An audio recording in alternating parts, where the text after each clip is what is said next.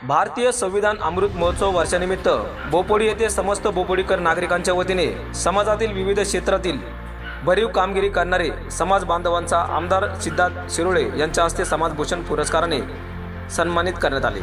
या प्रसंगी कार्यक्षम नगरसेवक प्रकाशभाऊ ढोरे, माजी नगरसेवक आनंद छाजेड, वनवर्धिनीच्या उपाध्यक्षा अंकिता ढोणे, धम्मबंधू विकी ढोणे, टकारी समाजाचे नेते विजय जाधव, चळवळीचे नेते संजय कांबळे इत्यादी मान्यवर उपस्थित होते। हा सर्व जाती धर्माचा या ठिकाणी हा सन्मान सोहळा आहे।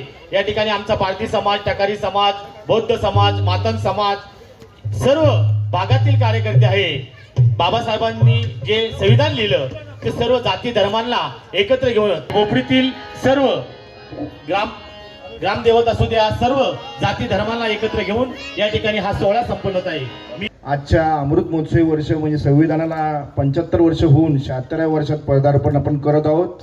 या विशेष अशा कार्यक्रमाला आम्ही आपल्या भागातील आमदार जे विक्रमी मताधिक्याने निवडून आलेत अशा आमचे मित्र सिद्धार्थजी शिरोळे साहेब या ठिकाणी उपस्थित आहेत। त्याचप्रमाणे आपल्या भागातील दडाडीचे नगरसेवक प्रकाशभाऊ ढोरे, विजयजी जाधव, विकी ढोणे, त्याचप्रमाणे आपल्या बोपोडी गावातील सर्व मोठे म्हणजे आपल्या प्रत्येक बुद्धविहाराचे अध्यक्ष असतील, धर्मगुरू असतील, आज सर्व समाजाचा आणि सर्व बोपोडीकरांच्या वतीने आपण एक विशेष आगळा वेगळा कार्यक्रम या ठिकाणी ठेवलेला आहे। संविधानाची आठवणही ठेवली, त्याचबरोबर आपण या ठिकाणी आपल्या आमदार जे विक्रमी मताधिक्याने निवडून आले, आज तुम्ही सर्वांनी आमच्या आखेला हात देऊन त्यांना बहुसंख्य मताने या ठिकाणी निवडून दिले, म्हणून आपल्या सर्वांचं मी या ठिकाणी अभिनंदन करतो। आणि विशेष करून आमदार साहेबांनी गेले 4-5 वर्ष जसे ते आमदार झाले पहिल्या टर्ममध्ये, गेल्या 2.5 वर्ष तर ते कंटिन्यू आपल्या भागामध्ये कुठे कमी पडते काय नाही, प्रशासन म्हणजे महापालिकेचं प्रशासनाच्या हातात कारभार असताना, निधी नसताना त्यांनी भरपूर निधी आपल्या बोपोडीकरांना दिला, बोपोडीकरांवर कायम प्रेम ठेवलं। असंच प्रेम त्यांनी आपल्या बोपोडीकरांवर पुढच्या काळातही ठेवावं अशी मी अपेक्षा या ठिकाणी ठेवतो। आणि सर्व बोपोडीकरांचा मनापासून मी आभार मानतो। आमचे बंडूभाऊ आहेत, संजूभाऊ आहेत, आमचे विजूभाऊ आहेत। यात बोपोडीमध्ये बोपोडीकरांनी मी 5 वर्ष आधी इथे जेव्हा आमदार झालो आणि त्याच्यानंतर त्याच्या आधी फारसा माझं या भागात येणं जाणं नसायचं आणि त्याच्यानंतर कोविडचा काळ आला आणि कोविडच्या काळानंतर खऱ्या अर्थाने जो प्रवास सुरू झाले आणि गेल्या 2-2.5 वर्षामध्ये बोपोडी म्हणजे एक दुसरं घरच माझ्यासाठी झालं की ज्या प्रेमाने सर्वजण इथे नाते संबंध वेगळेच तयार झाले।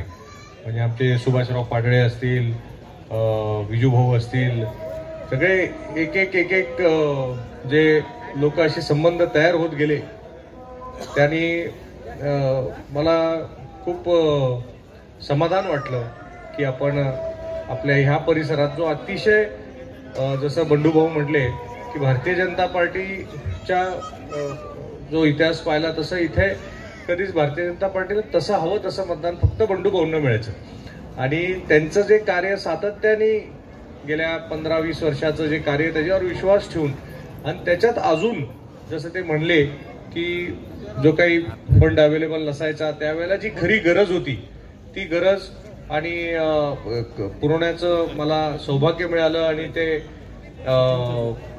आपण बरीचशी कामं ती आपण इथे लावण्यात आपल्याला यश मिळालं, कामं सोडवली गेली। त्याच पद्धतीने कामांच्या माध्यमातून वारंवार भूमिपूजन व्हायची, भूमिपूजनाच्या माध्यमातून संपर्क व्हायचा, संपर्काच्या माध्यमातून संबंध तयार झाले।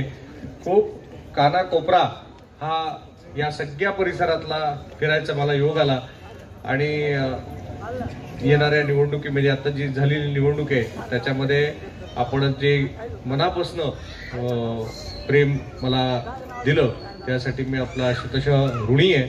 मागच्या आठवड्यातच विजू आणि विकीने ठरवलं की आपल्या बोपोडीकरांच्या वतीने एक सन्मान आमदार साहेबांचा घ्यायचा आहे आणि तो दिवस आज या ठिकाणी 26 जानेवारी निमित्त आला।